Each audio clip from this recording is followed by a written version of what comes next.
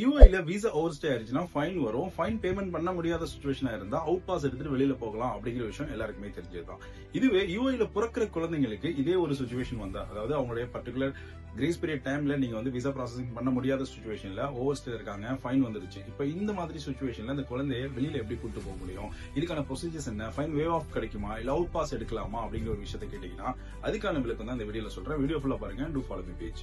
யூஐல பிறக்கிற குழந்தைங்களுக்கான visa processing time பாத்தீங்கன்னா 4 months, அதாவது 120 ஒர்க்கிங் டேஸ் டைம் பீரியடா கொடுக்குறாங்க. இந்த டைம் பீரியடுக்குள்ள உங்களுடைய விசா ப்ராசஸிங்க கம்ப்ளீட் பண்ணணும். அதாவது Emirates ID and visa stamping இந்த ரெண்டு ப்ராசஸும் கம்ப்ளீட் பண்ணிருக்கணும். அப்படி பண்ணாத பட்சத்துல இந்த கிரேஸ் பீரியட் டைம் முடிஞ்சதுக்கு அப்புறம் உங்களுக்கு பெனால்டி ஸ்டார்ட் ஆயிரும். போத் டிபார்ட்மெண்ட்லயும், எமிரேட்ஸ் ஐடி அண்ட் விசா ரெண்டு டிபார்ட்மெண்ட்லயும் உங்களுக்கு பாத்தீங்கன்னா ஃபைன் இம்போஸ் ஆகும். சோ இந்த ஃபைனை குறைக்கணும் அப்படிங்கிற பட்சத்திலயோ இல்ல எக்ஸிட் ஆகணும், ஃபைன் பேமெண்ட் பண்ணாம எக்ஸிட் ஆகணும் அப்படின்னு சொன்னா நீங்க உங்க குழந்தையோட passport original and birth certificate எடுத்துட்டு நீங்க இமிகிரேஷன் டைரக்ட் போற மாதிரி இருக்கும்.